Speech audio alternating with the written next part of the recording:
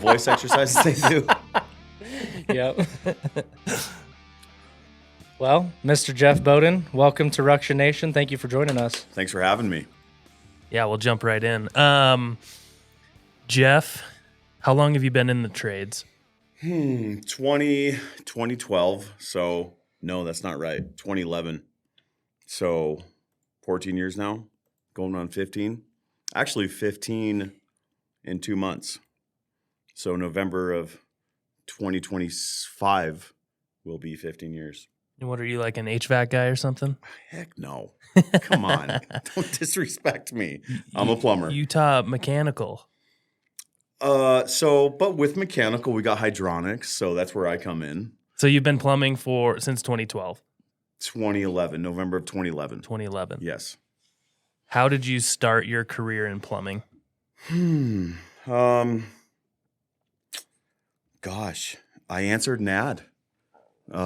So when I first moved to Denver, moved to Colorado, I moved to Glenwood Springs. I worked for, where was I working? God, I can't remember because it was insignificant, But I answered, I took a job for a service company called just some company up in the valley in Glenwood Springs. And I hated it, it was service. And as we went to these service jobs, like I saw the guys like piping houses and stuff like that. I'm like, that's cool. And funny enough, it was with an HVAC company. So I didn't like tin work. I didn't like that. So one of our service calls was to a car wash in Glenwood Springs, Newcastle. And there was a guy there working on a boiler. And it seemed really, it seemed difficult. Like he had to know what he was doing. And so I asked him about it. He was a plumber. And so this one thing led to another. I left that service company and I applied for an apprenticeship with like a ma and pa custom builder. They did custom homes up and through the Roaring Fork Valley in Glenwood. So that's how I got into it. And where are you at now? You're a master plumber? I am a licensed journeyman plumber. Licensed journeyman. Yes, but I have the hours for my master's. I'm set to take my test. I think I signed up for November 16th of 2025 to take my master's. Sweet. Yes. Coming up quick. What's your mindset right now, knowing that you're right on the cusp of potentially getting your master's? Just like, what do you mean? Like where I could go from there, or just, are you excited? Are you nervous about the test? Where are you at? I'm nervous about the test. I think I will pass it. Knock on wood. But I do a lot of practice tests, but it's more for, I'm not going to leave the commercial building side. I like building commercial. As of right now, I don't have a plan to start my own company. But I never had to go past journeyman plumber to do what I do. It was more for just like a personal achievement. So I'm nervous about the test. I hope I pass it. If I don't pass it, I'll take it again. But I don't want to stop there. I want to keep on going with what I know and what I can provide better to people like you guys for backflows or whatever it may be. Can you describe the process of going from zero knowledge to master plumber? Is there like a step-by-step kind of process that everyone has to go through?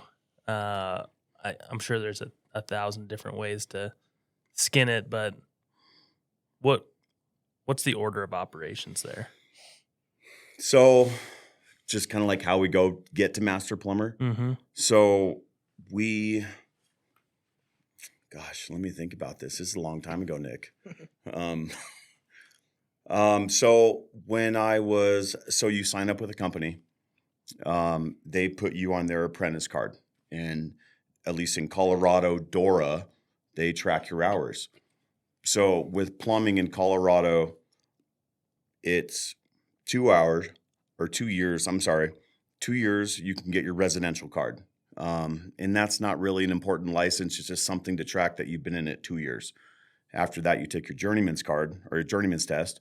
Then you're a journeyman. And then 2 years after that, you take your master's. So 6 years from start to finish, you could be a master plumber. But to touch on that, master plumber, so I've been a plumber for 14 plus years now. I still feel like I don't know anything. When I get into projects where I haven't done something before, it's new to me. I mean, I'm nervous. I research. I do all this stuff. Like, I feel like I don't know it, but I do everything I can to prepare. But when I talk to apprentice plumbers that are like 2 years into it or 3 years or even 4 years into it, and I tell them how to do stuff like solder, braze, press, whatever we're going to do with this plumbing system, like, I think to myself, I'm like, wow, I kind of know what I'm talking about, I mean, have you ever had that feeling? Have you? Yeah. I mean, it's cool. So You kind of surprise yourself with yes. how much knowledge you actually have. Right. Because when you think about it myself, like when I think about it myself, I don't know. I'm my worst. I'm hardest on myself. I got to know more. I got to do this better and faster. I kind of got sidetracked there. I'm sorry. No, that's good to know. I think that's probably a pretty common headspace that people put themselves in. I put myself in that headspace all the time. Yeah, I don't think you can achieve greatness if you're just kind of coasting. So you always have to want that edge, that extra something. So. Right. Yep. Always got to learn. So if everything was streamlined, 6 years to become a master plumber, probably not how it goes usually, right? I mean, you're also completing jobs in that time, which takes time away from studying for the test or focusing on things that you're not working on at the time and learning those things just to pass the test. Right. So that makes sense. What comes? So you started fresh, just replying to an ad. I can imagine that's pretty common. Yes. People just say one day, I want to be a plumber. Some people do Or it. I need a job. I need a job. Exactly. So some people do it. It's something they're going to do for a couple of years, until they get to graduate college or whatever it may be. Some people do it like me, not knowing that I was going to love it, and just stuck with it. I love it. Yeah.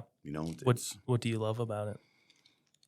I love seeing daily progress. If today, for example, I backfilled a bunch of underground, so I had it inspected, I backfilled it, I compacted, I can see that daily progress. Whereas if I'm a computer coder, it's just typing on a keyboard, I can't physically see that. So I love seeing the daily progress in a job site from underground to turning it over to owners. Satisfying to have something tangible at the end of the day that Yes. you can look at it and say, we did that. Yes, 100%. Yeah, I think that's. Do you have a favorite phase in the project?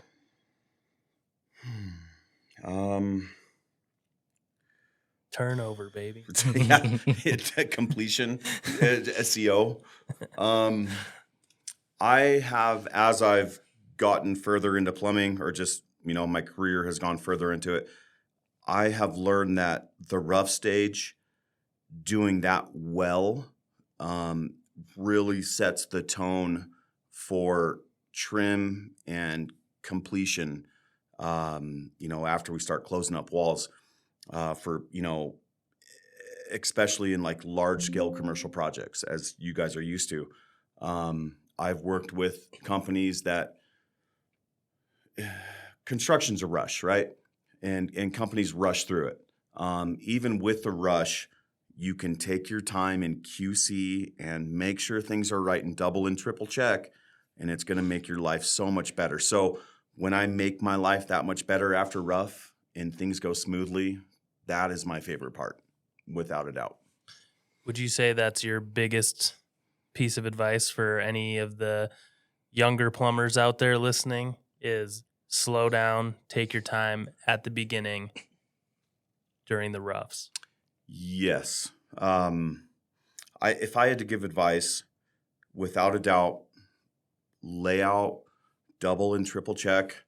Each county and each state has its own regulations, whether it's a government funded job or a privately funded job. Codes change. Toilets are in different locations. And also underground. Take your time on the underground, but you're going to be rushed by general contractors.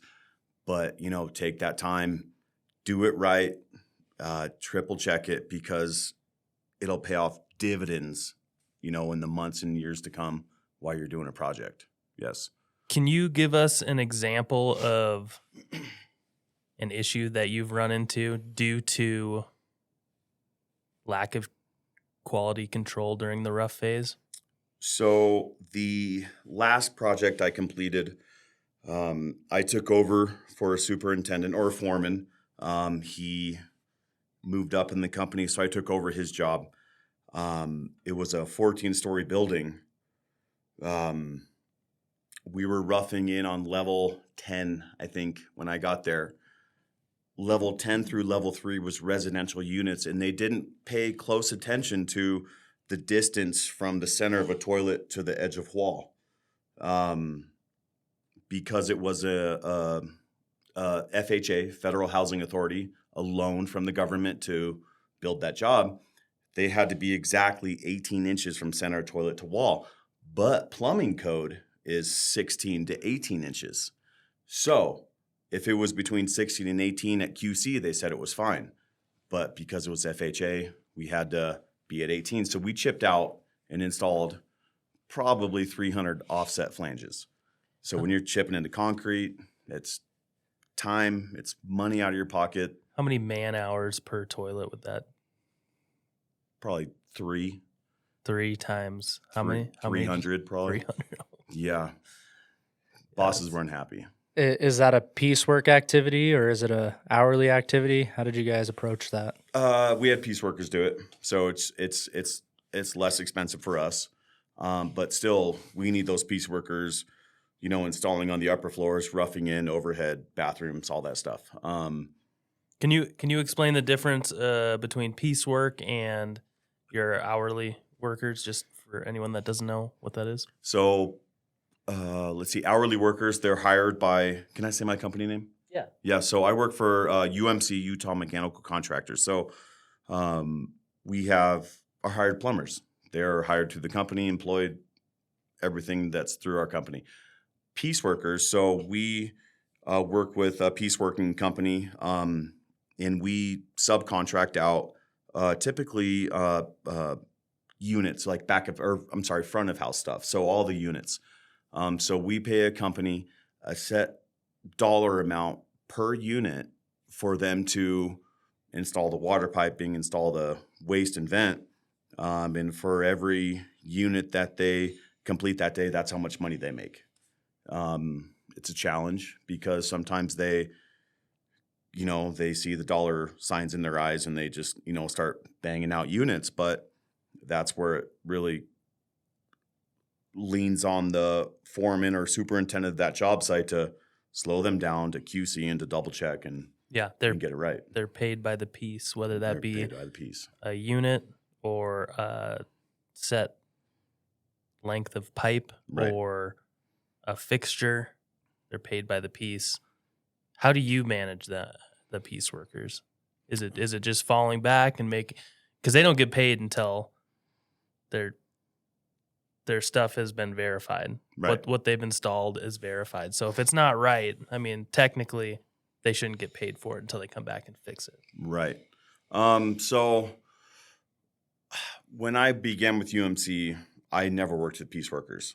My last company I worked for, the last job site was the first time I worked with him. So I learned a lot and I made a lot of mistakes.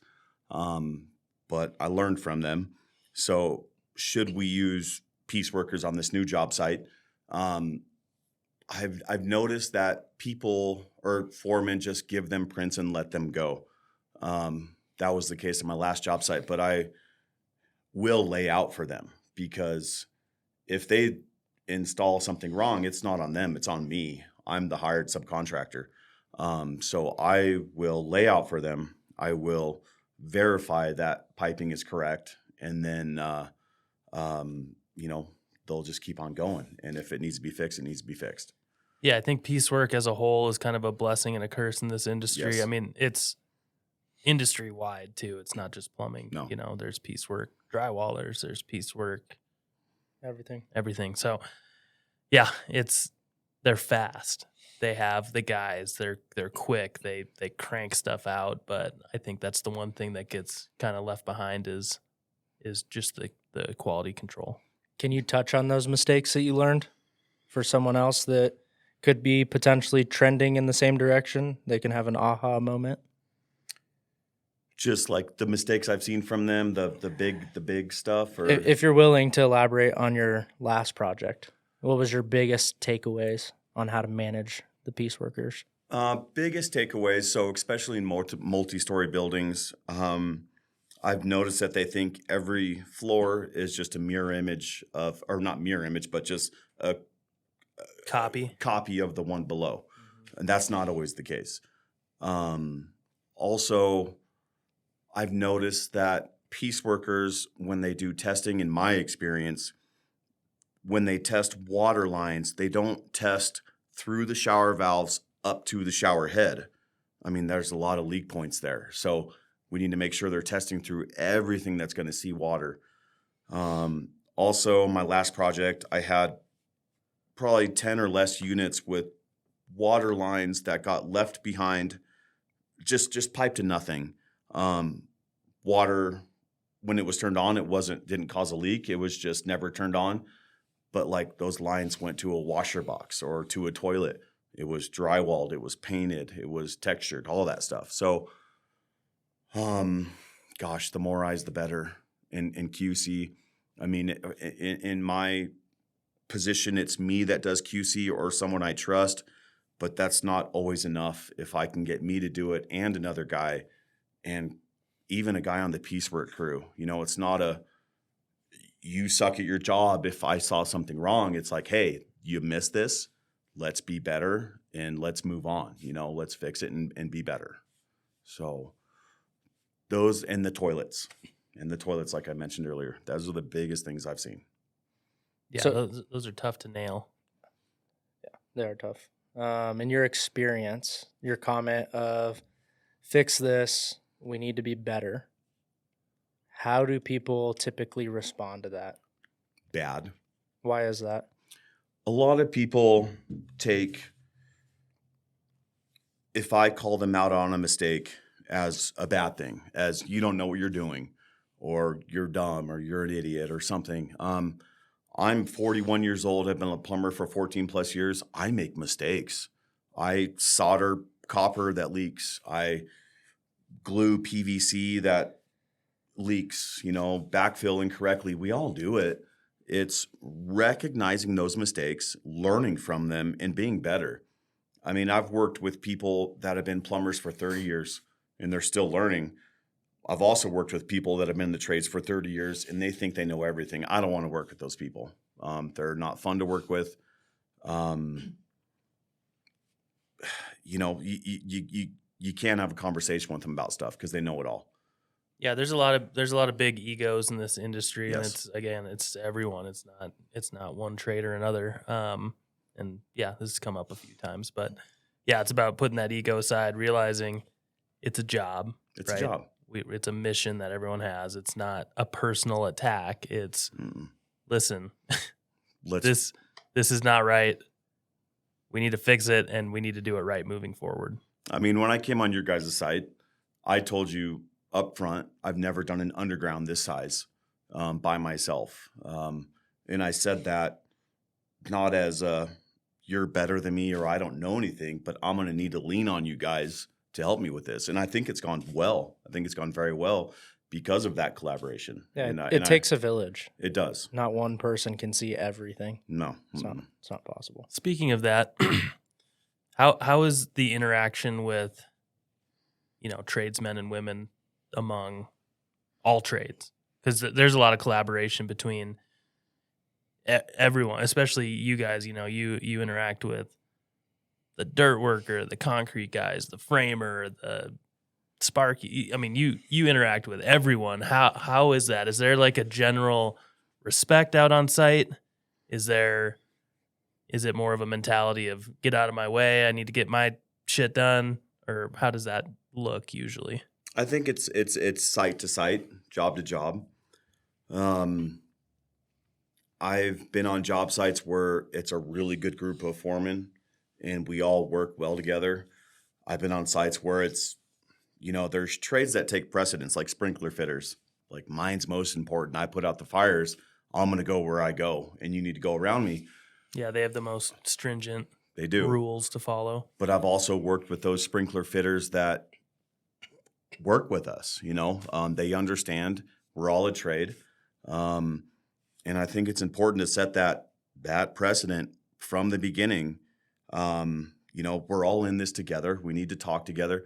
One thing I know I brought up to Cody when I first came on site was to have daily huddles with at least the foreman. We do our morning stretch and flex with our crews or whatever and bring those foremen together, because if we have those daily talks, we know who's dealing with what and who's struggling where, and we can help each other out and work together to move around each other and make it all come to a complete product. In my experience, that has been the biggest help in getting everybody to work together. Just collaboration Just on all ends. Talking. Yep. Talking. What is that kind of luck of the draw then on what foreman you get, or can that be influenced? We work for a GC. Does that come kind of GC and spread throughout the site, or is that dependent on the foreman you get, or some of both? Some of both. You'll get foremen that are just hard-headed, but I think the GC really has a big influence in how, like, the culture they spread through the job site with communication, whether it be that or safety or helping or limiting back charges. Hey, scratch my back now, I'll scratch yours later, because that's what it's going to come to. In my experience, the GC is the biggest influence in how the job is going to flow. Yeah, that's all I got to say about that. Sorry, Forrest Gump. Noted. No, but really though, No, really does. It really just trickles from the general contractor without a doubt. If you have a GC who doesn't care about safety and you got guys getting hurt, people are going to be not tying off 20 feet in the air. If you're on that, then they're going to know that. Overall, how big is the need for people to enter your trade? Gosh, so important. So important. I don't know the statistic off the top of my head, but I think for every, I don't know if it was 10 or 100, and that's probably 10. For every 10 plumbers retiring, there was 2 replacing them. And I don't see any robots taking our places anytime soon. So that being said, we need people to build houses. We need them to build commercial buildings, any building. But, it's only going to increase our wages because there's less of us. But,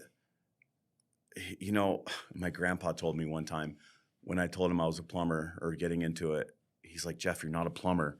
Like, you're building America. And it's really true.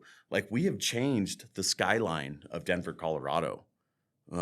Before I worked for the company I work for now, if you fly into DIA, you see the Hyatt Hotel. Like, we built that building. You drive down I-70, you see Union Station, you see, I don't know the actual names of the buildings, but like Chestnut is what we called it. I mean, there's 4 buildings on I-70 you see that we built. The skyline is different. You come down I-25, there's 3 or 4 buildings down like in the DTC area. You go up to Vale, Aspen, there's hotels. I mean, that stuff wasn't there before. So it's cool if you think about it. Like you're changing, the postcard pictures of this city. Yeah, So it's a really good perspective. I mean, sure, you didn't when you say you are building these buildings, someone could be like, yeah, well, you're just doing the plumbing. But what's a building without the plumbing? It's not usable. I mean, it has to be there from storm drainage from the roof to water lines running throughout for human use in the building. It's not a building without the plumber. It's not a building without the electrician. It's not a building without any of the guys that are out there. So you're right. You are building the skyline of Colorado absolutely by touching any portion of these structures that are going up. That's a really good perspective. And just to put your best into those places. To not, one of our core values at UMC is integrity, doing the right thing right when no one's looking. So I could jerry rig this shower head to make it pass inspection, and you could put it with tile, but like, come on, like do it right, make it last. And whether you're an electrician, a fire sprinkler guy, like, put your everything into it, because we all know 20 years from now, when you're driving down that street with your wife and 3 kids, what are you going to say? I built that building, I do it all the time. But I just want to know I put my everything into those places. Mm-hmm. Absolutely. Yep. Yeah. Much more satisfying to walk away from something that you've put in all your effort into. Yes. Mm-hmm. Do you, just sitting back, listening to the excitement in your voice, do you have a single most prideful moment? Can you hold that thought 1 second? I got to pause. Construction never stops. Construction never stops. It does not. Right. It does not We're stop. Back. What is your proudest moment so far in your career on the job site? Proudest moment. So, this must have been my 4th year into plumbing. So it doesn't matter how I got there, but I was at a job site in Cherry Creek, Colorado. It was a, 7 or 8 story building. It was a hotel. Moxie Hotel is what they called it. And I think we were roughed in all the way to the top, and we were trimmed halfway through. And I was an apprentice still at the time, technically. I was not a licensed journeyman. So the foreman on that job, he broke his leg real bad, had to have like plates and screws. He had to have surgery. He was out for like 2 months. And I was personal stuff or on the job? Personal stuff, like on a weekend.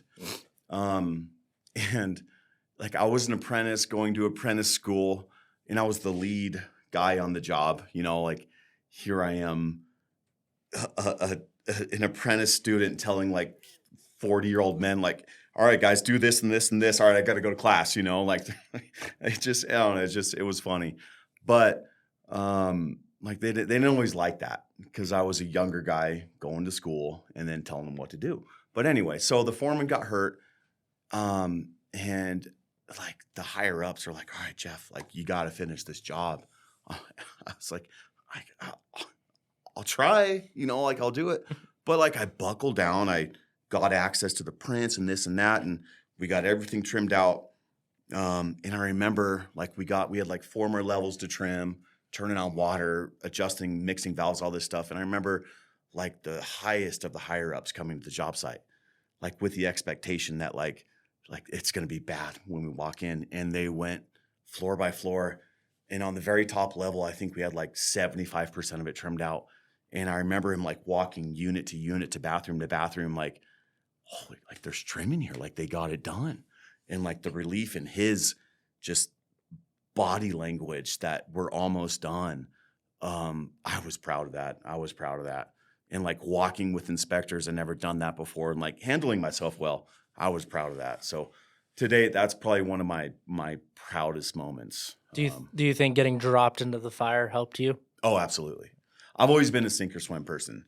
I'm either going to sink or swim, and if I'm going to have a chance of sinking, like I'm going to swim. I personally, that's how I learn best, because I hate failing. So like I'll read specs and I'll read, prints and everything, every details. I'm not going to fail. If I'm going to fail, like I'm going to do everything I could have done, but I failed, Right. Why do you think you have that mindset? Oh, because of my just upbringing. So can I get into the personal stuff? Yeah. Of course. So I'm 41. We all have a past life, right? Like nothing bad, but in my teens and my 20s, I had my troubles with law enforcement. I did things I shouldn't have done. Nothing terrible, but I'm not gonna say it. But I got in trouble. I went in jail a few times, and I got to a point where like I don't have anything. I didn't go to college. I tried college. I'm just not a classroom person. And and so when I finally, like one time I was like, all right, like it's time to like figure something out. And I did that apprenticeship with that paper ad in Glenwood Springs, Colorado. And like that's all I had. That's all I had to make something of myself, to build a family, to build a retirement. So I mean, I'm not going to fail at the only thing I have, Yeah. Now that I've obviously grown and gotten older, like I have other avenues to be a better person, but like I wasn't going to fail. Yeah, it sounds like it was baby steps. The only thing you had at that point was your job, Yes. and you weren't going to let that go. No. And then you just built and built and built on that. Yep. Do you have kids and stuff? No kids. Just got married May Oh. of 2025. Cool. So Congrats. we're thank you. We're not trying for a baby, but we're not trying. Yep. We had, unfortunately, I won't get into that, but yeah, that's where we're at with that stuff. So Gotcha. So Well- the apprenticeship, you said, was that you went to night school, or was it an informal apprenticeship? How did that look? apprenticeship. So at the company I was at, it was such a large company.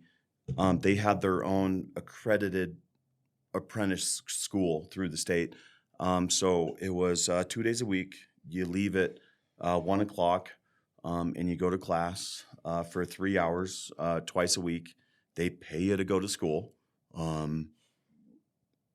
They let me back up a little bit. So when you sign on with a company, if you want to go to apprentice school, typically these companies they'll buy your tools for you. They'll buy your tools. They'll buy your tape measure, hand tools, drills, sawzall, like the basic stuff. And you go to school twice a week for a few hours each time. And if you complete those 4 years of school, they will not charge you for those tools. If you don't finish the apprenticeship, they'll typically take it out of your paycheck, in increments. But that's what that looked like for me. Yeah. So you're not only coming out with zero debt out of that schooling, but it's also getting paid for. It's getting paid for. Tools, school, and honestly, unlimited possibilities. I could leave this right now and go do my own thing, and the limits of what you could achieve are endless. The company I work for started as a 2-person mom and pop shop. We have over 500 employees working in 4 different states. I didn't realize you guys were that big. Yeah, we're pretty big. Wow. Mm-hmm. Can we're been in Vegas now too. Is that where you're trying to get? God, no, it's too hot. Yeah. I like the snow. No kidding. Yeah. Can you touch on the long-term earning potential and financial stability that you've been able to see? So our company typically starts out apprentices with no experience around the mid-20s mark. Licensed journeymen are anywhere from 33-ish to 40. And years with the company bring $1 and 2 raises every year. Foremen, superintendents, anywhere, from like 90 to 120,000. Is that salary or hourly for those superintendents? It depends. I personally am hourly. I prefer it because I get overtime. Yeah. So, I mean, me with no college experience, I am in the 90 to 120 range. That's with no overtime. And then from there, you got general superintendents making 100 and a half. You got project executives of whole states making 200 plus, So if you're scared of not making money in the trades, yeah, you need to be scared of something else because you can, And then there's always the opportunity, like you said, you could break off, start your own thing, and build from there. Yeah. Be the owner of your own company. Right. So beyond the paycheck, obviously it can be, and it in most cases is pretty fruitful. What is the most satisfying thing about being a plumber? I'm glad you just said that because as you were talking, I was thinking about what is more important than the money I make. I have really I've come to love teaching people how to be, again, I don't know everything, but I know what works for me in my job sites. I love showing people just what works well. The biggest thing without a doubt for me is organization. You can have guys spend 30 minutes looking for a fitting 15 times a day. What's that add up to? A lot of time. So like organization, layout, just the quickest things that I've experienced to make things run smoothly and to see them do that stuff without being told is, I don't know, it's cool. It's rewarding, Yeah, I'm not trying to tell them how to do it, but I'm trying to show them what works well in my experience. Yeah. So you've kind of worked your way into a more of a management role. Seems like it's still fairly hands-on, Mm-hmm. but you're managing crews and people. Right. What is the biggest challenge of that role? Being a manager.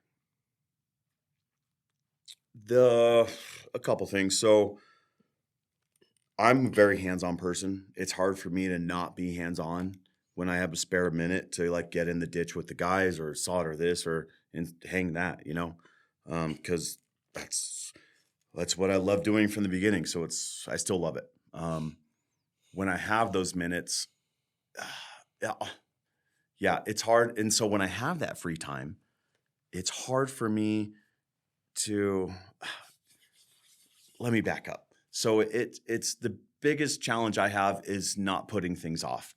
For example, we're going through a drain thing right now in our building.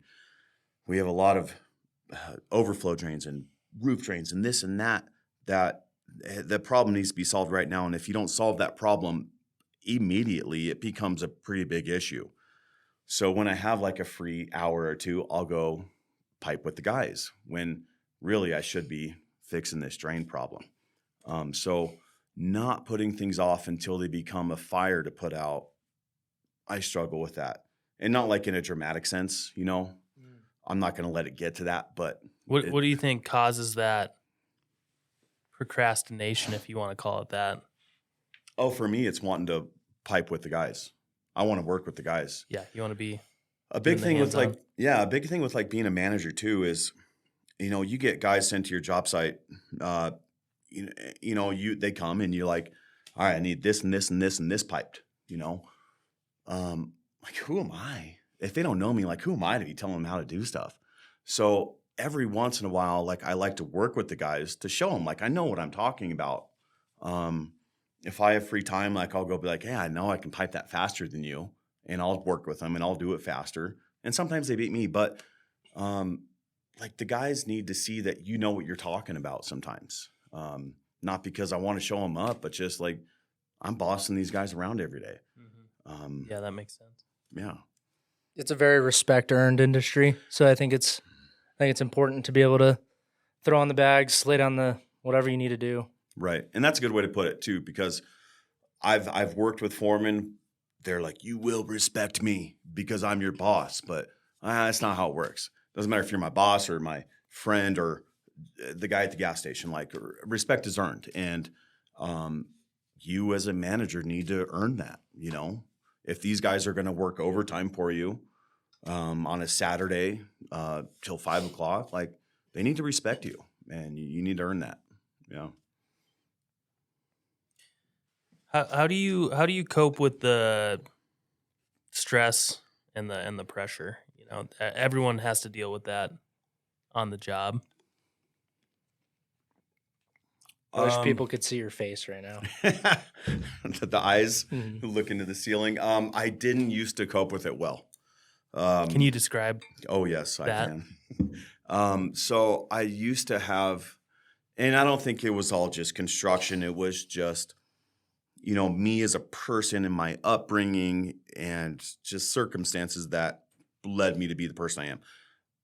So up until probably 4 years ago, I mean, I just didn't deal with stress well. You know, you got the drywall guy, the electrician, the GC, like, hey, we need to close these walls up, and you get to a point where your head is literally spinning.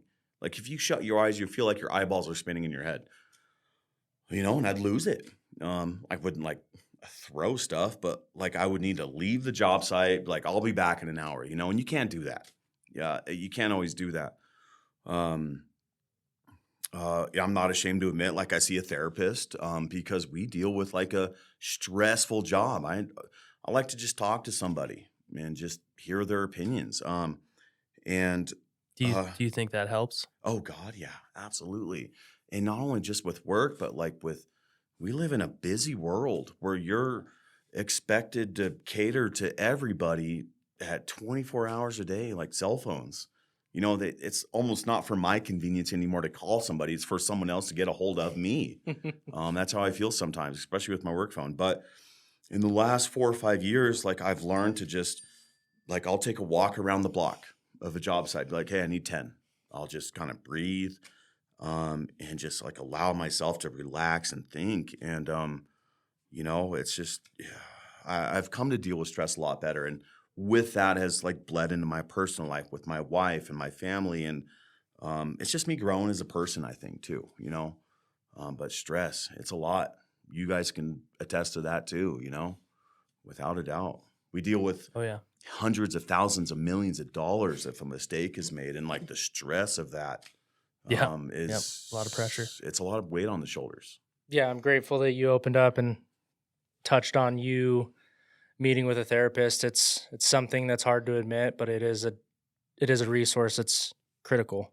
Yeah. That was kind of part of the reason why we went out on this journey and starting Ruction Nation is to reach out and to create a community that tradespeople can, I don't want to say necessarily cut their pride, but yes, cut their pride and be able to be real and raw with their fellow tradespeople.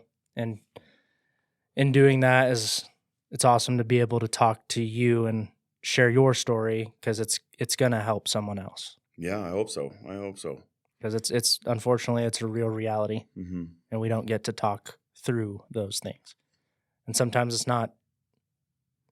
You don't need to talk. It's nice to just resonate and share the same experience with some people. Totally. So. Yeah. So would your biggest piece of advice for someone that's struggling with dealing with pressure and stress to just take a moment for yourself? Yes. Take that 10 minutes, cool off, step away. Absolutely. So just take a breath, go step outside the fence, call your project manager, you know, and be like, hey, like I need to talk to you about this. These guys are doing this and I just need to calm down, you know, before you send that email, before you send that text or make that phone call, because you can't take that stuff back, and you want to be seen as a professional person, a quality installer. So I just can't think about remember I can't remember who told me this, but I got a piece of advice years ago that was, when you're that pissed off, type the email Yes. and send it at the end of the day or the next day. Just go in with that plan. I'm going to type this email to that motherfucker. I'm going to type this thing up and get him. But always send it the next day. Yeah. And 9 times out of 10, you're not going to send that email. Yeah. But you get the relief of typing it. You also see the difference too in your thinking when you don't send it that day and do it the next. It's right. It's amazing how much you calm down and can craft a thoughtful, punctual email. Not like fuck you. Yep. So if I don't know, say there's someone out there. I know you had touched on how important it is for you to teach and coach people. What if someone from, I don't know, a different state wanted to reach out to you, be a pen pal if you wanted? Would that be something that you're interested in? Would love that. Yeah. Someone you guys could be punching bags to each other, complain about something. That'd be cool. Yeah. I think that's a definite need in the industry. Just a buddy, a colleague you could bounce an idea off of or just yell at.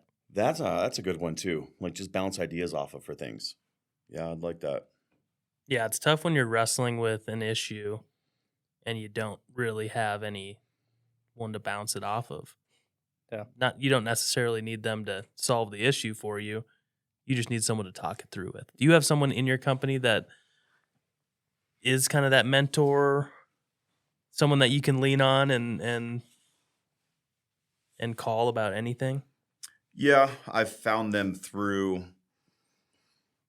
I don't know the word for that, but I've found them through talking to the wrong person. So one thing I've noticed, at least in my industry, whether it was at my last company I was at for 10 years or this one for 2.5, was if you talk to other foremen about ideas or, hey, I've never done this before, like they'll use that as ammo against you, as like, oh, Jeff doesn't know what he's talking about, screw them, fuck them. But you find those guys at the company like where they're actually there for you to help you. And I have 2 or 3 of them. I have Chaz, my PM. Well, I guess he's my old PM. Paul, of course, and a couple other guys. Doesn't matter. But, you're going to run into that. But I wish that part of the industry was different, because whether I'm running this, you should be able to call anybody and bounce an idea off of, or something you haven't done before. Have you done everything? Have you done everything? No. So you're going to have to call somebody. So yeah, I just wish that wasn't like that. Sorry, I got kind of on one there. What would you say to those guys that are actually there for you? Oh, fuck yourselves. Oh, wait, no, the guys that are there for me. Okay, thank you. No, it means so much. Because, God, I mean, thanks, thank you, because I've learned from them. I've learned things from second-year apprentices, how to do things better. And you always need to be open to learning. So those guys that use my questions of how to do something as ammunition, they probably won't be at the company much longer, in one way or the other. Their true colors will show. We don't want that. That's not our culture. We want to lift people up. We want to educate people. But to the guys that, answer my questions, like, hey, I think this would work better. This is how I did it. That's awesome. It makes my job better, just better. In turn, makes your guys' job sites better, smoother. So it's a win-win for everyone. It's a win-win. Yeah. Let's take a quick break. Am I talking too much? And I gotta pee. No, you are not Small talking bladder. too much. Where did we leave off before you guys went on your potty break? Hey, I changed my diaper, okay? I don't know. We were talking like mentorship. Do you have Before we do that, can you just tell us about yourself a little bit outside of work? What? Outside of work, my name's Jeff. I'm 41 years old, married. I have a dog named Rubicon. She's 8 years old. Best dog in the world. I was born in California. My parents divorced. My mom remarried. I moved to northern Wyoming. Grew up in Cody, Wyoming. Snowmobile. And moved to Colorado. I got a sister. Actually, I got 3 sisters, a brother, 5 uncles, an aunt. Got a big family. Wow. Yeah. All in Colorado? No, they're in California. Oh, California. Mm. Gotcha. Work never stops, I'm assuming. It does not. Oh, it's my wife. Do you want to take it? Should I put her on the podcast? You can take it if you want. Hi, sweetheart. I'm recording my podcast right now. Oh, okay. I was just gonna tell you I'm going to the concert, so. Okay. Well, I love you. Love ya, babe. Don't drink and drive. I won't. Do you want me to pick you up? Potentially, I'll call you if I need you. Okay. Sounds Can you good. bring purses into Red Rocks? I don't have a purse. I don't know. Why would I know that? I know, right? Okay. Well, I'm gonna try it. I guess worst case There scenario. you go. Live life on the edge. True. Okay, how's it going? Good. We're recording right now. You're on the podcast. Oh, okay. Construction is so cool, and it's the best industry ever to work in. There you go. That's recorded. All right, Documented. love you. I love you too. Bye. Bye. Who's she seeing? What's that? Who's she seeing at Red Rocks? Oh, gosh. I'm not sure. I don't know. You don't want to go? No. Oh. I got to be at work. I got to be up at 4:45 in the morning. It's a school night. It's a school night. Yeah, yes. that's not fun. No, maybe on Friday night. Yeah. Yeah. What kind of music do you guys like to listen to? Country. Okay. I'm a country guy. Country. God, I listen to country and podcasts. I don't really Nice. do. Who's anything. who's your favorite country musician right now? God, you can't name one, man. I'd probably say Morgan Wallen. I'm not up to all like on the up and up on new artists, new songs. Yeah. Because I listen to so much like Spotify and stuff. Yep. That by the time I hear a song, I'm like, babe, check out this new song. She's like, it's a year old. It's like, okay. Hard to keep up. It's hard to keep up. Yeah. What's the last concert that you went to? God, I think it was Morgan Wallen actually at Pepsi Center. Yeah. That was sometime in the spring, I think. I didn't go. Usually we're big concert people, but we didn't do much this year. We got married. We went to Ireland for our honeymoon, went to Cancun.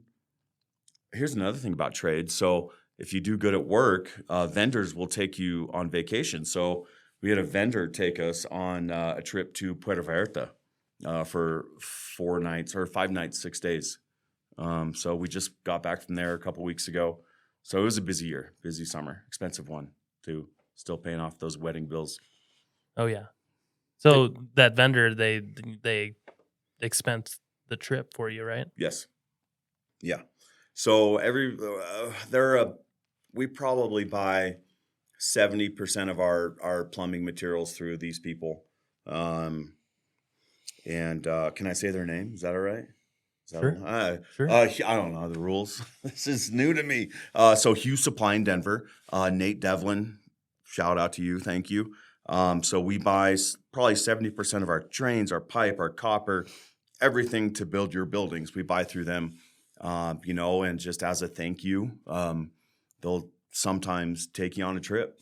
And Was it fun? It was great. Yes. What was the itinerary? What kind of things did you guys get to do? So this trip, well, I haven't been on another one, but this one, we paid for the flight. They paid for the transportation to the hotel. Everything's included: food, hotel. They paid for excursions. So we went to a catamaran to a beach called Las Caletas, and it had sea lions. You could swim with dolphins, zip lines into the water.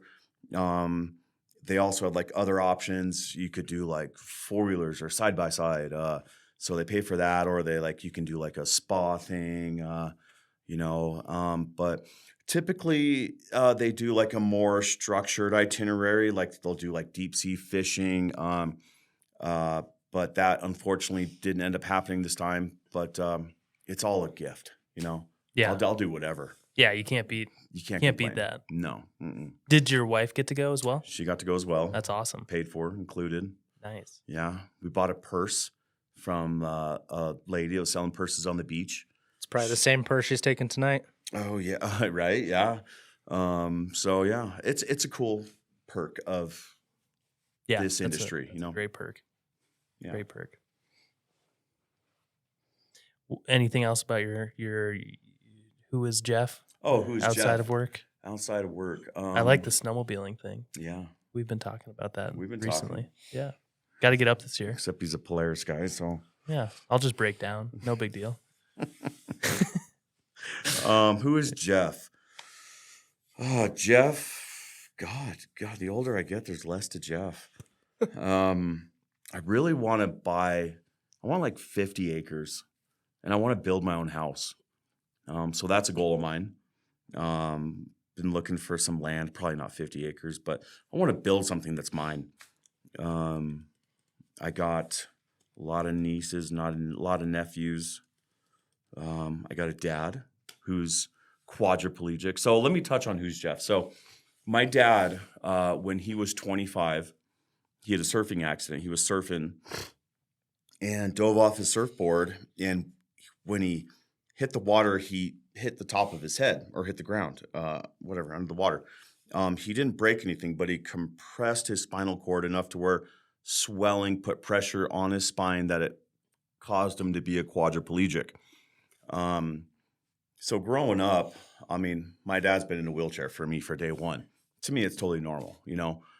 But seeing what my dad, you know, a lot of people in those scenarios, they not necessarily give up, but they give up, you know, disability or people taking care of them or this or that. You know, he started his own business. You know, he's able to make a life for himself, a career for himself. And, you know, I wasn't always the best kid as teenage boys are. You know, we butt heads and we go a bad direction. But like growing up, I'm like, man, if my dad could do that sitting in a chair, I mean, I should be able to cure cancer, you know? So as I got older, I think about that a lot more too. Just if he can do what he's done, I should be able to do tenfold having my legs, you know? Yeah, no kidding. So that's been a big driving factor in my life. Do you get to see your dad a lot? Yeah, I fly out there or he comes here. I see him 3 to 4 times a year. We talk weekly, sometimes daily, you know? It's funny when you go through your teenage years and your early 20s, you're just kind of a shit bag, think you know everything. And then you finally hit that age where you're just like, they were right about everything. Everything. Yeah. Is there anything you'd want to say to your dad on the air? Oh man, I love you, Pop. Thanks for sticking with me when it took me 6 or 7 times to learn the hard way. You know, sometimes I had to make that mistake 6 or 7 times to really understand it was a wrong thing. But yeah, I love you, and thanks for everything you've given me and provided for me. Yeah, glad to carry on the family name. Would you say that your dad's been your biggest cheerleader? Or has it been a good handful of people? Without a doubt. Yeah, my dad, before I got into plumbing, whether it was, I had a phase where I played a lot of golf and I wanted to be a golf instructor. And I was going to sign up for the PGA of America to be an instructor. And he's like, yeah, just do it all the way, you know, stick with it. And then finally, when I got through my shit phase and got into plumbing, it's funny because like I knew from year one, probably 6 months in, this is what I was going to do. But you know, when you start walking a straight line and your family sees that you're, you know, doing good, sometimes it takes them a few years, you know, to really see it. So like I would talk to my dad or grandma or somebody like every 6 months or so, I'd be like, so you still plumbing? I'm like, yeah, I'm still plumbing.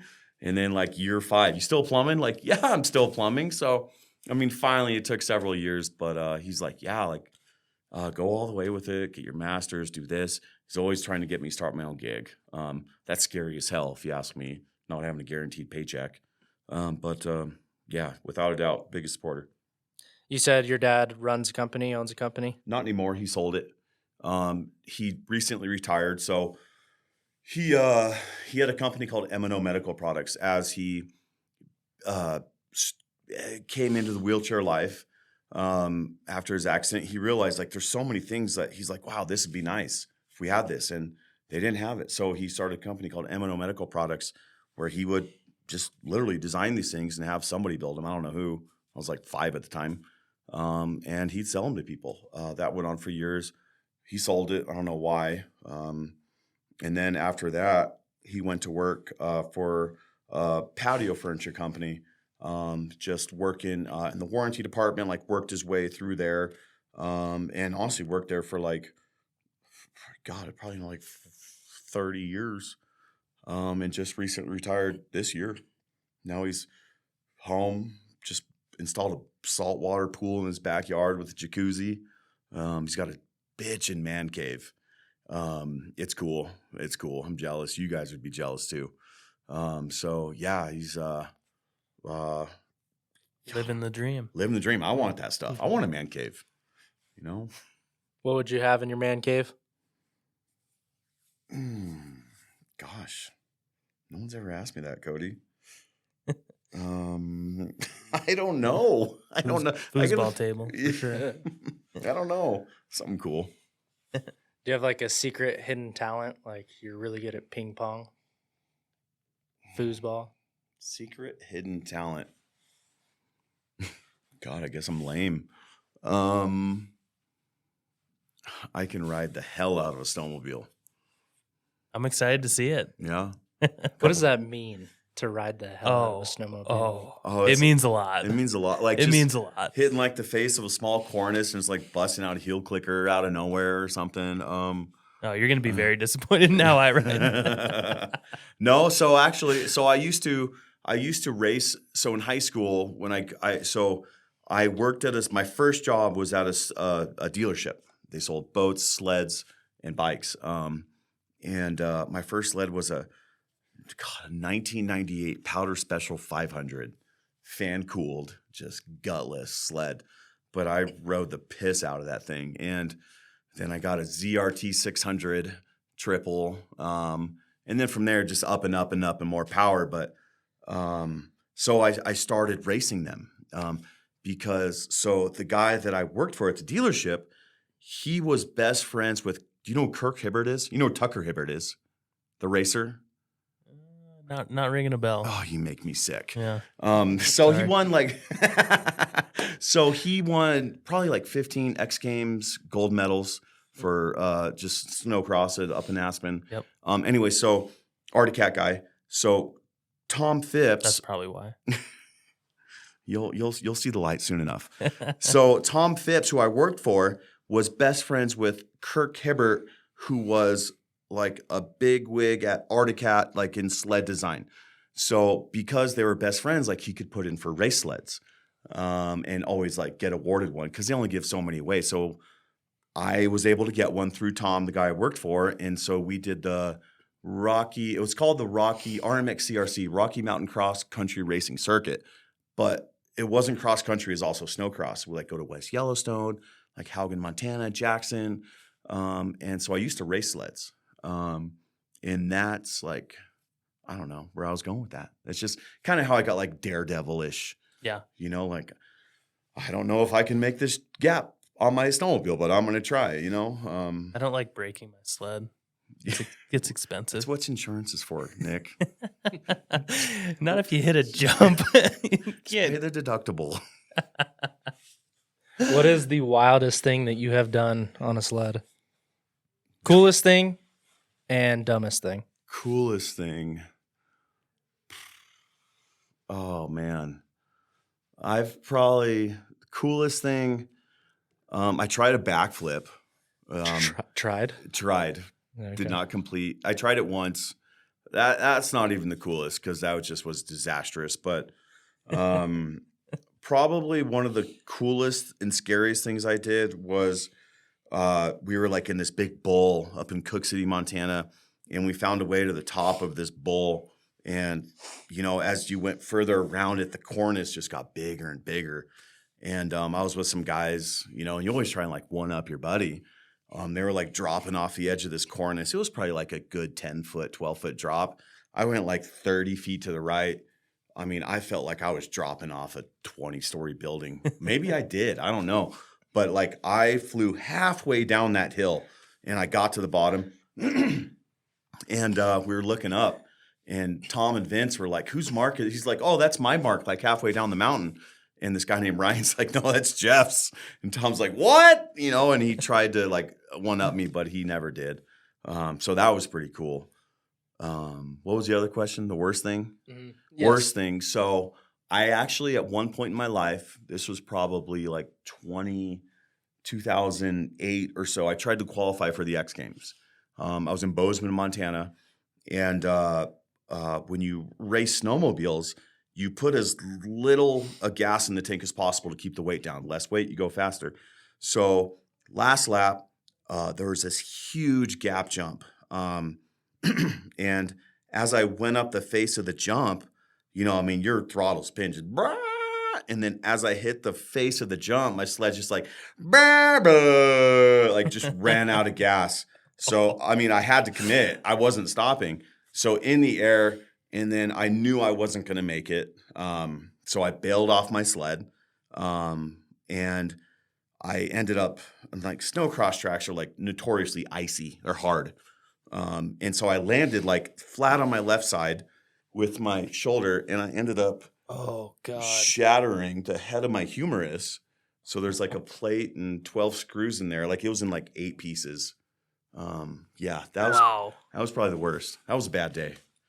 And the worst part about it, I went to the ER. They took me there, and the doctor's like, it's just dislocated. So he like put his foot in my armpit and was pulling on my arm trying to pop it in. And I was screaming. And he's like, we just need to give it a little bit more of a yank. And finally, after like 4 times, he's like, all right, let's get an x-ray. And he did. And he's like, it's in like 8 pieces. Let's call the surgeon. Stop pulling on it. Yeah. So God. That was probably the worst, yes. Wow. Well, I'm excited to get up there and watch you do some crazy shit. It'll be fun. Where's your favorite place to go riding in Colorado? Vail Pass.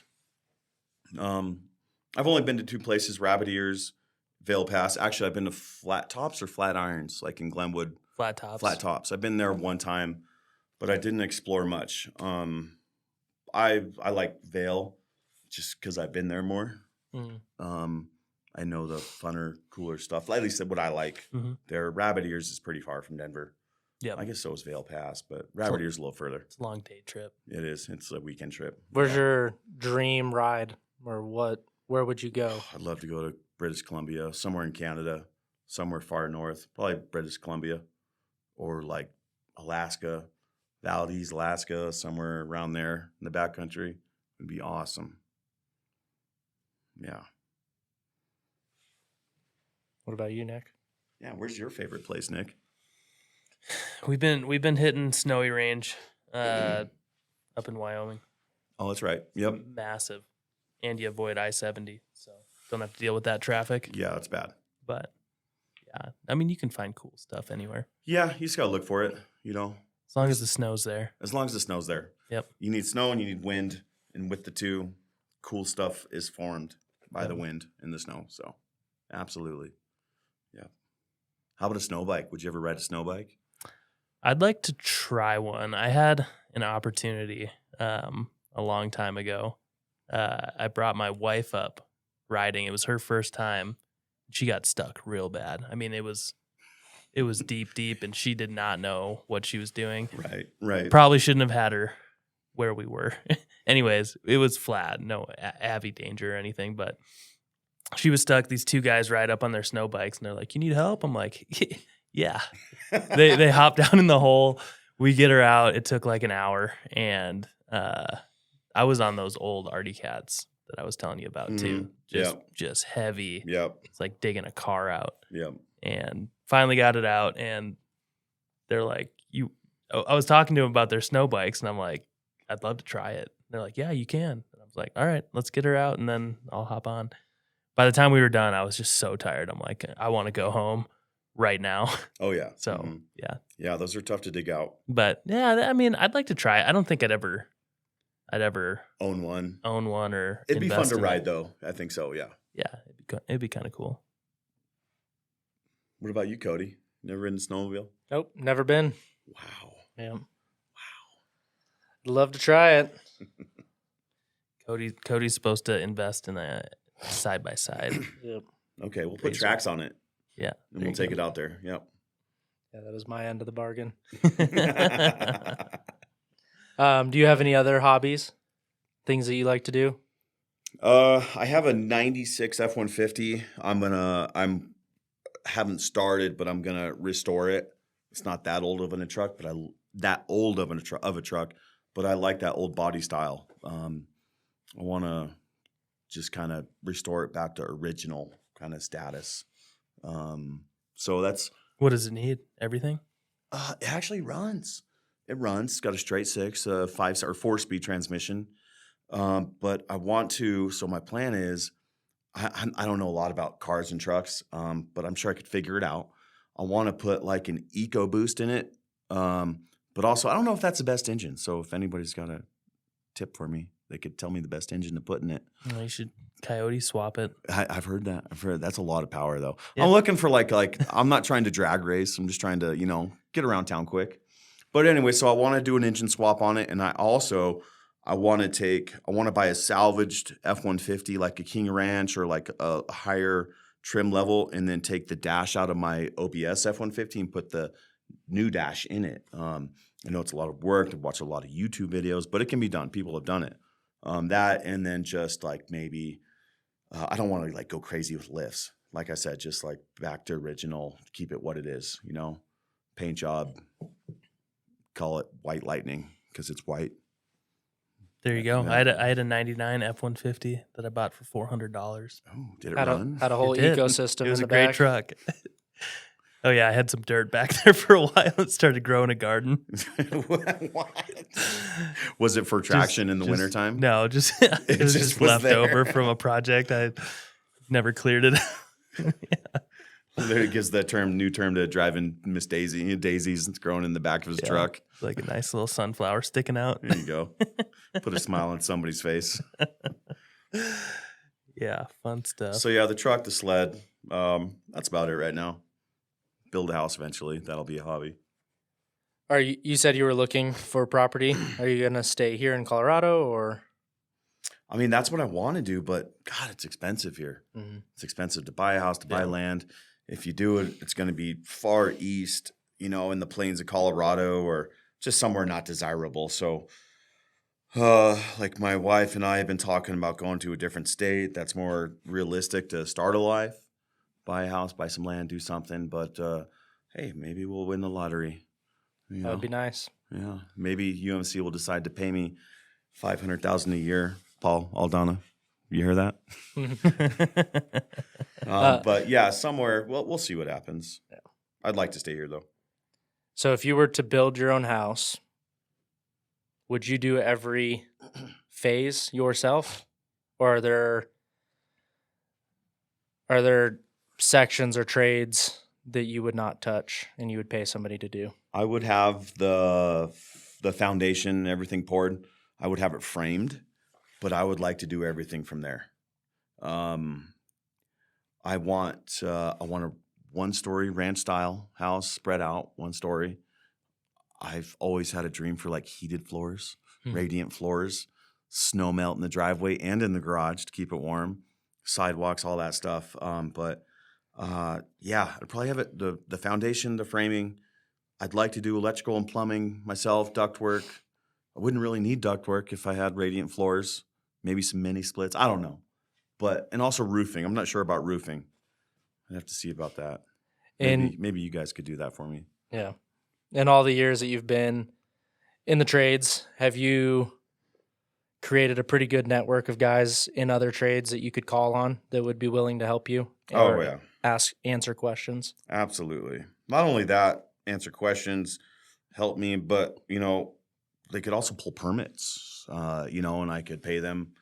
They're all good buddies. I could probably pay them side work wages, and they would just come to help me out. Shoot, maybe I can just buy the material, and they would help me out, most likely. But I could call right now. I could call an electrician. I could call a ductwork guy. Drywaller. I could call everybody from electrical to paint to tile to landscaping. Yeah. Actually, I don't know about landscaping. We're pretty simple creatures. A case of beer and some pizza. Yes. Mm-hmm. What are some other perks of just the knowledge that you've obtained in your career as a plumber that you use outside of work? I definitely have a lot more confidence now with I can figure just about anything out. Whether doing some king studs or stuff like that for windows or doors. It's really taught me that with a little bit of research and a little bit of reading and the right tool or two, I could do just about anything. And it's also like bled into, like I just built an awesome workbench in my garage. Working on the truck, on the sled. I could figure just about anything out, I think. Do you help people out with plumbing outside of work? Family, friends? Yeah. So not as much as I used to because, when I was an apprentice, I wasn't making a lot of money. So I needed money. But now, yes, family and friends pretty much only, just because my time with my wife is more important than doing side work, But I'm always there to help people out. Trades are expensive to hire. And so if I can help them out a little bit, then I'll do that for them. Do you get a sense of accomplishment just having that knowledge to help family and friends? Yeah, the accomplishment. I wouldn't say so much the sense of accomplishment, but just the sense of what's the word? Just being able to help somebody out that can't afford it, or just someone you care about. Someone you care about, I'm a very giving. I got a big heart. I like helping and giving, and if this is what I can give my time to help people, then so be it. I'll do that. What advice would you give an 18-year-old kid that's about to graduate high school that knows school's not for him, doesn't want to go to college, but he wants to go into a career with potential for having a good future? What advice would I give? Yeah, what advice would you give for a kid that is interested in plumbing, I guess? If college isn't for you, and gosh, give it a shot. Even if before that, if you're 16 and a sophomore, junior in high school, and you're not going to go to college, and give the trades a shot. Like get into it even then, because you build those hours. By the time if you're 16 and you get into it, when you're 22 years old, you could be a licensed plumber, a master plumber, a master electrician. And before you're even 25, you could be making a lot of money. And I have a friend, Jack, who is 24. I think he's a licensed master electrician. I think he started when he was 17. He owns his own business now. He makes twice as much as I do.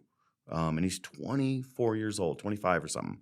So, gosh, if you want to do it, or if college isn't right for you, give it a shot. And hey, if it doesn't work out, you've learned a lot that can take with you for the rest of your life, Yeah, transferable skills. Absolutely. That you can use elsewhere. Yeah. What's a stigma on plumbing, like a bad stigma that isn't necessarily true? A bad stigma. We're not all fat. We're not all overweight, and our butt cracks don't show when we bend over.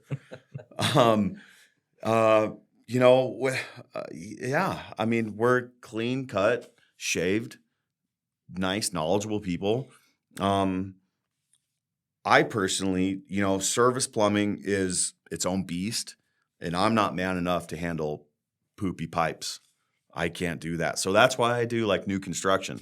It's all new stuff. So, yeah, stigma. Yeah, we're not. Yeah, I think You I guys are think just normal traits. we're normal people. Yeah. I think a common misconception about plumbing and plumbers is it's oversimplified in people's minds. Like Oh, 100%. you're That's a good point. Great point. Yeah. you are handling complex systems that run throughout these massive buildings that we do, and everything needs to tie in together. Everything needs to flow. Mm-hmm. Considering the slope from your starting point, it's all got to flow from the end fixture, right? Mhm. On that system. So there's math involved. There's just a lot of complex problem solving. Yeah. How occupied is your mind throughout the day with solving issues? Yeah. I mean, it depends on the stage of the job, but honestly, how occupied?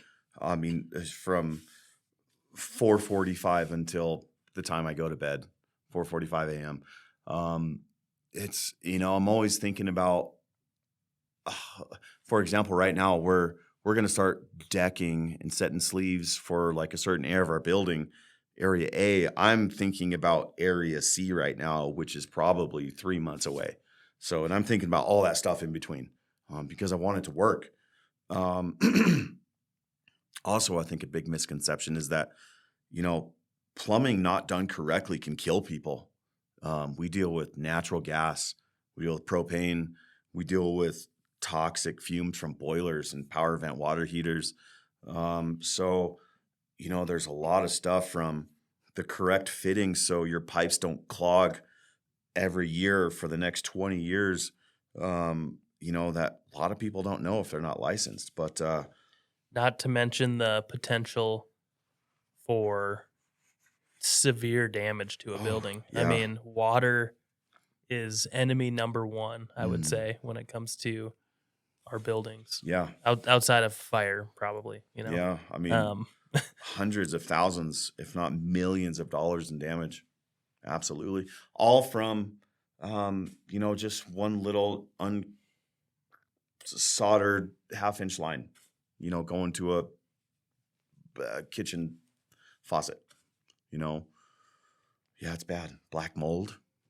Mold is a no-no. It's scary, gosh, yeah, it can get bad, expensive. yeah, again, I think the common misconception is it's oversimplified in people's minds, and it couldn't be anywhere further from a simple system. I mean, it's massive, and everything ties together. And like you said, there's health risks, there's safety risks, there's risk of damaging a structure, permanent damage. Mhm. Yeah, it's crazy complicated. But it's fun when you do it right. And the learning is endless. I mean, Mhm. you're never gonna stop learning. No, they always come out with new stuff. PEX pipe, for example. Mhm. It's been around a while now, but that was new. Pro press, instead of soldering copper, we press it together now. What were your Um, thoughts when those products came to the market? I didn't trust it at first, honestly. I thought solder joints, were stronger in this and that. But I've seen a lot of testing and on like gas pipe. We mega press gas pipe now. We don't thread it. I mean, we still can, but it's stronger. It's faster. And it's amazing. It's cool. But you're always learning new tools to do this Mhm. stuff, to cut pipe, to brace pipe, to press pipe. I mean, there's always newer, faster ways to do things, and we got to go through class every 2 years. We got to have 8 hours of continuing education to keep our licenses active. So Paid for by the company? paid for by the company. Yep, they pay for that, just to keep us up to date on that stuff. Yeah. What's your favorite tool right now? Right now, favorite tool. God, wow. I don't know. I like my channel locks. I can do so much with them. So if you have a like a 6-in-1 screwdriver, a little mini pair of channel locks, and a level, you could probably do like 75% of my job. Adjust, tighten, level, plumb it up. So I always typically have those 3 things. You just got to use your teeth to cut pipe. Yeah, right. Yeah. What's been the biggest game changer? You mentioned PEX piping and press fittings for gas pipe. So it sounds like there's been a ton of changes over the last 12 years or 14 years. You've been doing it for 14 years. 14 years. Yeah, we had PEX then. Yeah. What's been the biggest game changer in your 14 years of working in this industry? Technology wise or tool wise or materials wise? Yeah, so definitely equipment wise. Layout. So not layout, but like our Trimble machine. So sleeves layout, but also the most thing for me is kitting, prefab. So we will 3D model an entire building. We will know the exact lineal footage of pipe down to the centimeter, and we'll send it to the computer. They'll model it. They'll send it to the shop, and they will cut every piece of pipe, every piece of copper, PVC, and send it out in kits. And, for the units, what do we have? 296 units. This here? one? This one? 309. 309. And so every unit will go together like a jigsaw puzzle. So that's been pretty amazing. It has its advantages and disadvantages, though. So it's probably a huge cost savings. Yes. Along with, just time management when Totally. you don't have to figure out lengths of every piece of pipe. No, it's all right there. Is it all labeled then? It's all labeled. So we have it's called a spool sheet. So you have a piece of pipe and it says number 1 on it. And then you look in the spool sheet, number 1. And then it goes right there. It shows like a little picture, map. And that goes through the entire unit to pipe it, whether it be water pipe or drain, waste, and vent. But I love it because it goes quick. But the one thing I don't like about it is we're taking away from teaching people about plumbing, about like proper venting, whether it be a dry vent, a wet vent, a loop vent, a circuit vent. Like I'm not teaching my apprentices. It's kind of dumbing it down. It's dumbing it down, exactly. So is that dangerous, you think, for the industry and for plumbers as a whole? I mean, yeah. I mean, we're not teaching them. We're teaching them to put together a Jenga. IKEA desk. IKEA desk. But that's not all plumbing though, too. That's just like large commercial. Sure. Depending on what kind of plumbing you're into, whether it be like custom homes or side jobs, you're going to do that stuff. Mm-hmm. You're going to pipe it yourself. Commercial plumbing is all about speed and getting it done quick.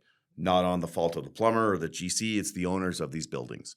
They take out loans, tens of millions of dollars, and they need to turn a profit quick. So we need to build it quick. And that's why we do that. So you talked about layout and how it's evolved over the years. If you had a preference on what water lines you would use in your home that you're building, what would you use? I'd use PEX. Just because PEX doesn't get it's quick, it's cheap, it doesn't get stolen.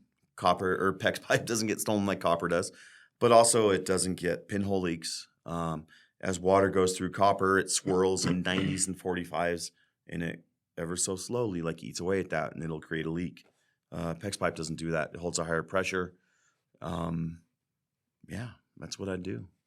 Is there a system or a manufacturer overall, we can even go to bigger building systems, that you've been very impressed by? I've recently been impressed by, so like in these buildings we do like 3-inch, 4-inch, 6-inch water mains carrying water from the basement to the roof 20 stories up. We used to braze copper for that. But recently we've been doing Schedule 80 gray CPVC pipe, and we cut it and we groove it, and we use Victaulic clamps on it. Done correctly, I mean, that stuff is awesome. I would never suggest gluing it because it will blow apart if done incorrectly, and most people do it incorrectly. But Is that just due to high pressure? No, it's due to just in not being patient. When people glue a 90 onto a pipe, they don't allow the enough for set time of the glue to cure. And so when they put it on there, I mean, it's not cured. It's going to blow apart. And even if they do let it cure long enough, one, it takes a lot of time. You got to do it like overnight. And two, when you run hot water through, we're running 140 degrees of water through these pipes, and that's going to, in my mind, the glue is going to warm up and probably not be as strong. So Victaulic all the way, grooved CPVC for water lines, for mains is nice. Yes. So do you ever go into GCs just off that cure time note and tell them, this is my overall duration for installation, and then these are the best practices, or these are what the manufacturer's requirements are? Mhm. I need X amount more time. Yes. Mm-hmm. Absolutely. And is it typically with that system, or is it with just kind of everything? I mean, every system's pretty. You mean with Just like? anything in general. You do that for every step and every phase. I mean, I think that's more in the estimating phase of the job to build in that amount of time. I mean, I don't go to you guys and say it's going to take me 20 minutes to groove every piece of pipe and put it together. That's all built in with like pre-con and estimating and stuff like that. Now, if there was like a circumstance where we had to like deviate from our specs and do something out of the ordinary, then yes, I would be like, hey, I'm going to do this, but it's going to take me X amount of days to do it correctly. Then yeah, I would. Absolutely. Any final thoughts? Anything you'd like to say to any of our listeners that are either thinking about joining the trades or are currently in the trades? And Yeah.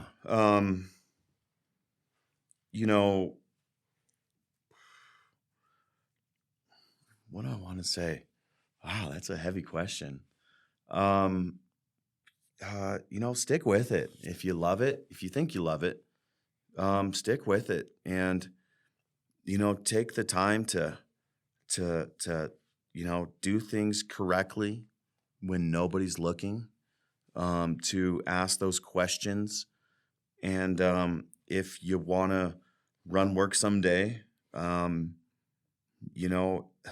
read and learn. If you don't want to run work someday, be the best you possibly can be. It'll take you far.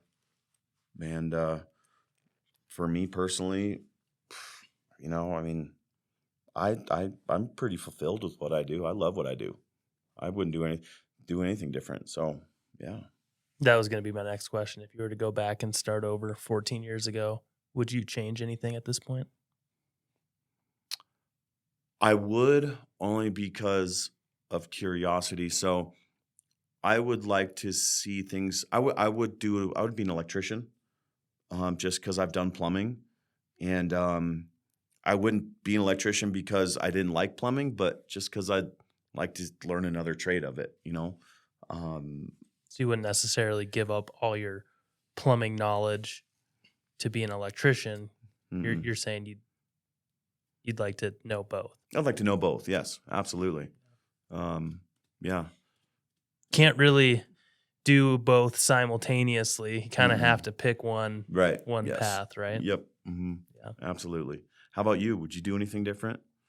What's your background before you were in this position? Were you framer? Were you just college, I went to college. construction, management, that kind of stuff? Yeah, I went to CU for civil engineering. Nice. Okay. So How about you? School of Hard Knocks. School of Hard Knocks, Yep. banging a hammer. Yep, banging buildings together. Yeah. Nice. Would you do anything different? Me personally? Mm-hmm. No, sir. I No. would not. I've thoroughly enjoyed each step that I've taken, each person that I've met, I've really enjoyed what the trades have done for me. Nice. What about you? Would you go into trades or still do college? I think I would have still gone to college. But one thing I wish I did do, I wish I worked in a specific trade for maybe the first 5 years of my career. Yeah. I honestly, I don't know. I'd still like to go and work a trade for 5-10 years. Yeah. At some point. I do envy the knowledge, Right. the knowledge you gain in the field sometimes, but I would have a hard time picking, which trade to go into. What would you pick? If you had to pick right now, what would you pick? Oh my God. That's so tough. Everyone has such cool things, and all of them have their downfalls too. Right. I don't know if I could pick one right now. I would definitely be a plumber. Not good answer. Nice. Yeah. Oh, wait, really? For sure. Wow. Okay. Yeah. Wow. If you asked me a week ago, it would have been surveying, and a week before that, Nice. I don't know. It's hard. It's hard. It is hard. It could even be, like I'm interested in like mechanics too, Mm-hmm. like that's a trade I'd be interested Yeah, in. it's a trade. Auto Absolutely. mechanic or welding or, Yeah. I don't know. Nice. It's a tough question. Yeah. Well, thanks for having me, guys. Yeah. Thank you, Jeff. It was really fun getting to hear your story, listen to your passions, and what's important to you. So thank you for your time. Yeah. Thank you. Yeah, I appreciate it, Jeff. We'll see you tomorrow. We'll see you bright and early. All right.